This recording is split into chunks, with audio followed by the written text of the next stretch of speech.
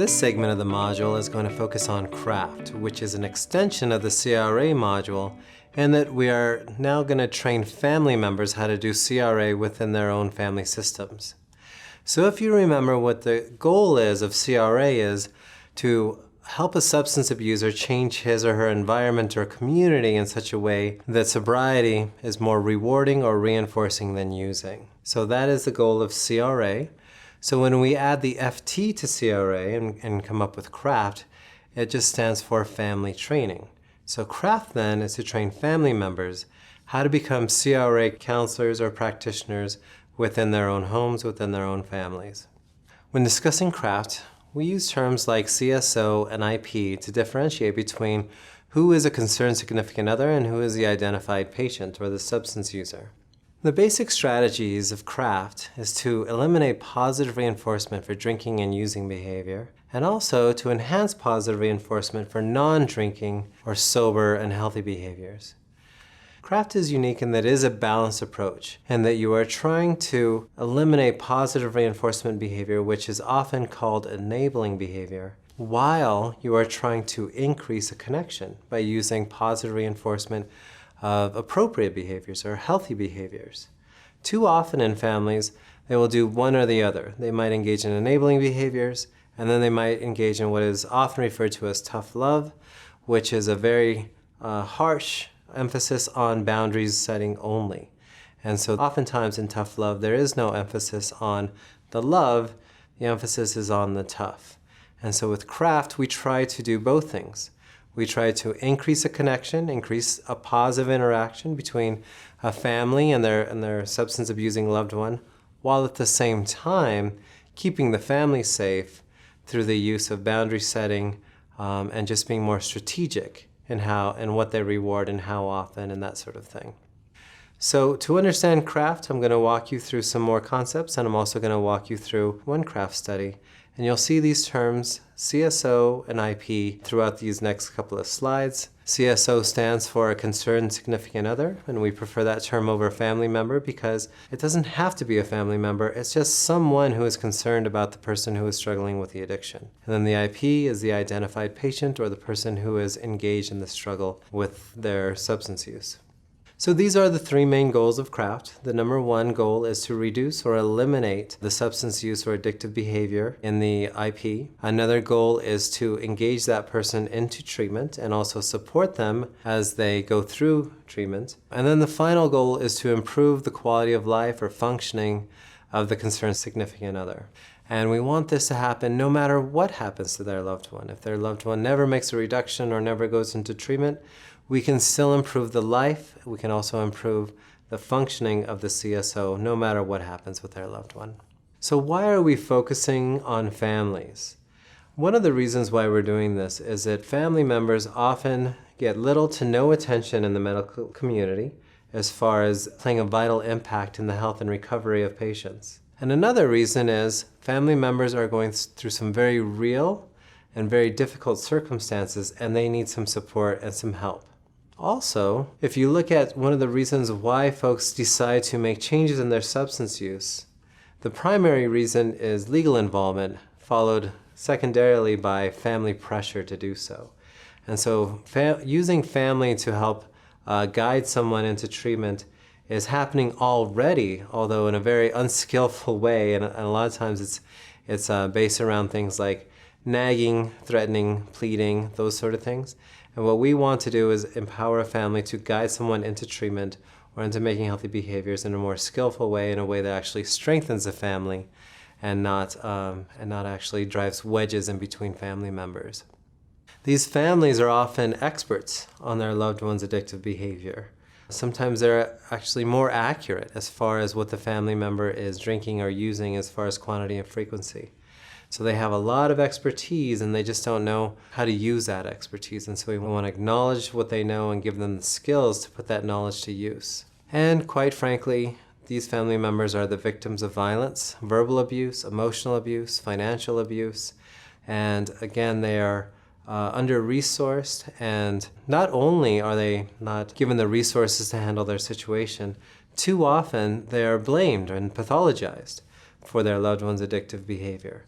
And so again, these folks really do need our support, and you can offer a lot of support in a very brief amount of time utilizing the CRA techniques that you already have. So what are traditional interventions for concerned significant others? Well, there is a 12-step program called Al-Anon or Nar-Anon. There's Alateen. Those are all variations on the same idea. It's a 12-step peer support program where people just offer support to one another using a spiritual framework to draw strength from that spiritual framework and draw strength from each other. There's also an intervention, and so an intervention is perhaps the most popular way to deal with somebody with any kind of addiction, and you'll see it in many movies, many TV shows. It is the thing that most people think of when they think of, well, what are we going to do? So-and-so has a substance use problem. They think of an intervention.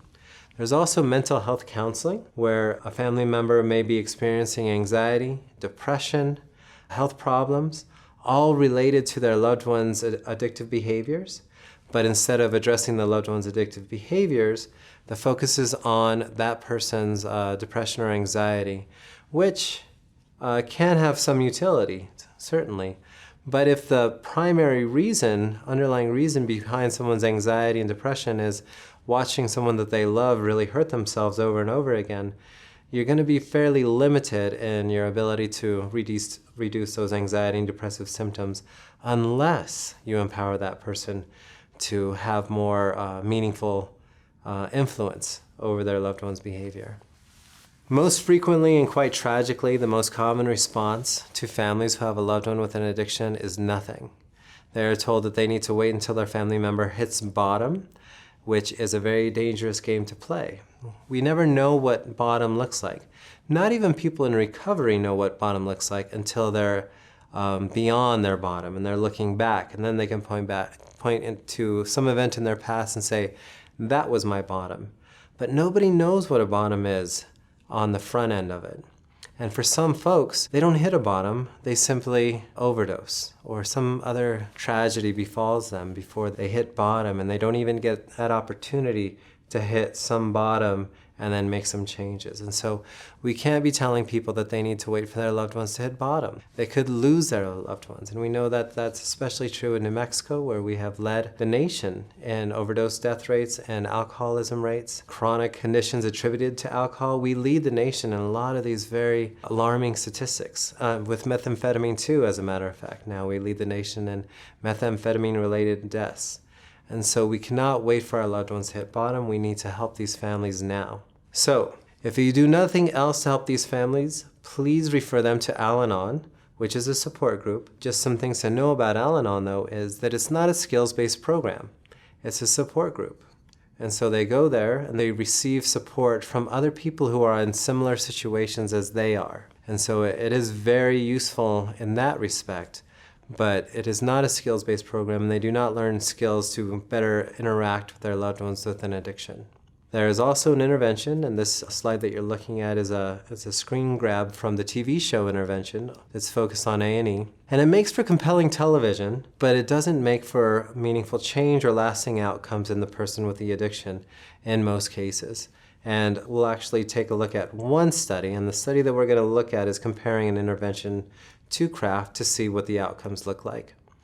The study that we're looking at was actually done here in Albuquerque, New Mexico, through the University of New Mexico, through the research arm called CASA, or Center for Alcoholism, Substance Abuse, and Addictions. This study looked at alcohol use, and it was funded by NIAAA. And what they did was, in the greater Albuquerque area, they recruited 130 concerned significant others, and they randomly assigned them to participate either in an Al-Anon facilitation therapy, a Johnson Institute therapy, and so the Johnson Institute is the institution that actually created an intervention. An intervention is often called a Johnson Institute intervention. That is the gold standard, although there are multiple versions of interventions these days.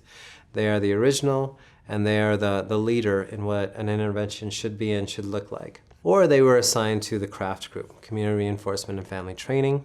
If they were in the Al-Anon group, what they got were 12 sessions, 1 hour each, and the purpose of those sessions were to encourage the CSOs to attend Al-Anon meetings, to accept their powerlessness over their loved one's addiction, and to emphasize compassionate detachment and self-care. In the intervention condition, what they got were 6 two-hour sessions, and 4 of those sessions were designed to help people prepare their statements. They then would read or share with their loved one once it came time for the actual intervention.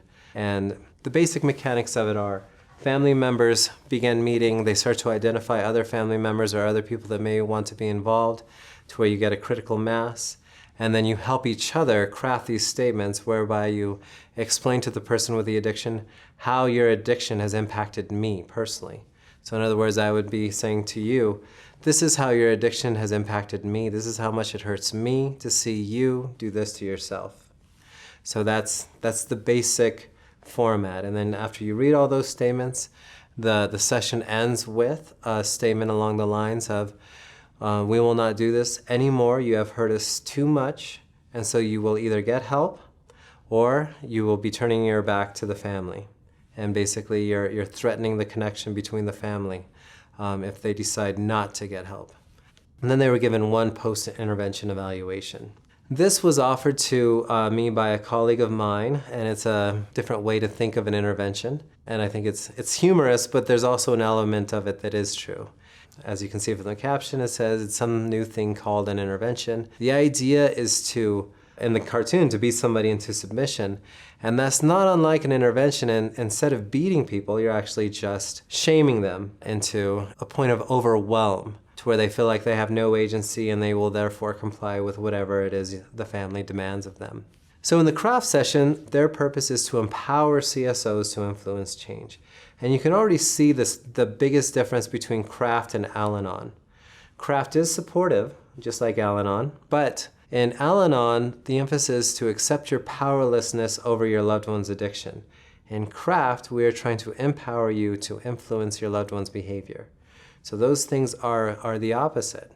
And that's why craft and Al-Anon, they're not typically done at the same time. There is utility in Al-Anon and there's utility in craft.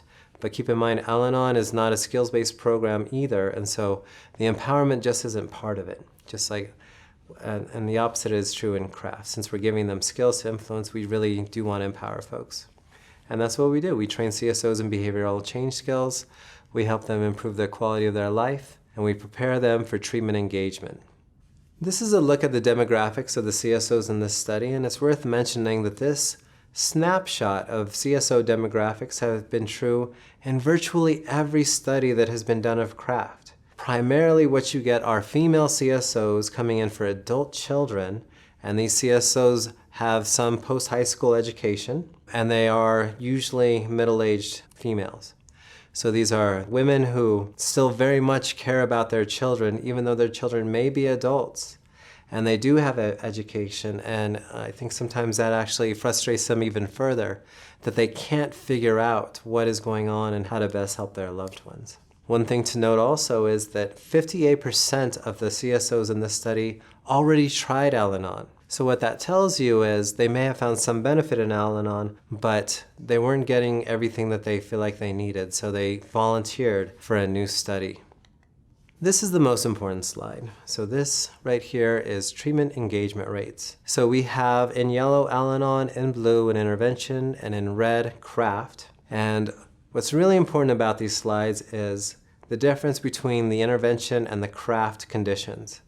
So granted, in Al-Anon, it is not a focus to get the loved one into treatment. If that happens, it's great, and it's a byproduct perhaps of the CSO focusing more on self-care, and maybe that person increases their quality of life, and by proxy the other person wants to make some positive changes, and that's great. That's definitely not a focus of Al-Anon, getting someone else into treatment. In the intervention though, that is the entire focus of the model.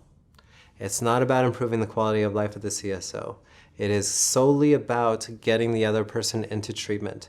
And in that condition, only 22.5% were able to get their loved one into treatment. In craft, they had 64.4%.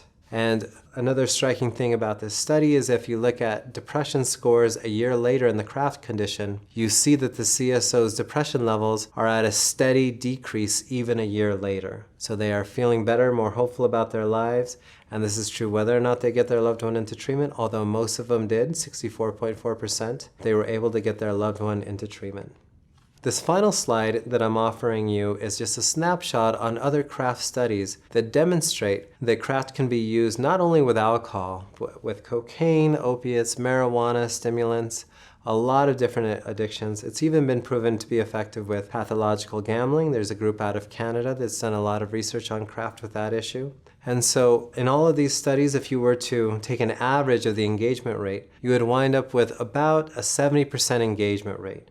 So that means 7 out of 10 times, if you're working with a family member, you can get their loved one into treatment just by teaching them CRA skills that they can use with their loved ones. So specifically, one of the things that you would be doing is a functional analysis of their loved one's using behavior.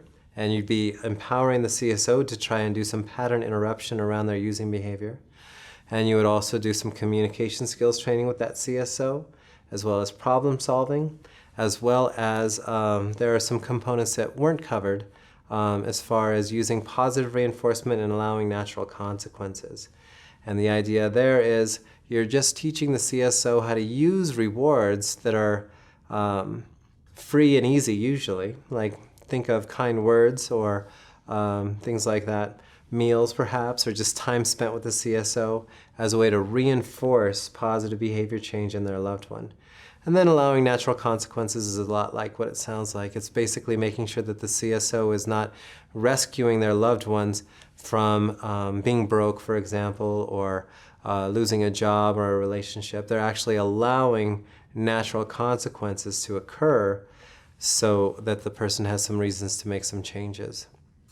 If you would like to learn more about this approach, there are 2 books that I would recommend. The first one is Community Reinforcement and Family Training, Working with Family Members by Jane Allen Smith and Robert J. Myers. And this book is written for clinicians, and it gives you a very comprehensive look at how to utilize this approach with your patients. There is also this book, which is commonly referred to as the Green Book, called Get Your Loved One Sober, Alternatives to Nagging, Pleading, and Threatening. And this is by Robert J. Myers and Brenda Wolfe. And this book is actually written for lay people. And so this is a book that you can give to your patients if they express that they have a family member with an addiction. If you don't have time, or in addition to any kind of work that you might be doing with them utilizing this model, you can give them this book. It's really easy to read and it's very clear and straightforward, and they can use this to help them make some changes, improving the quality of their life and getting their loved one into treatment. So that concludes the introduction into the CRAFT model. If you are interested in the CRAFT model, I do recommend that you pick up those books, or you can contact me if using the information in front of you if you'd like to learn more about a full CRAFT training in your area.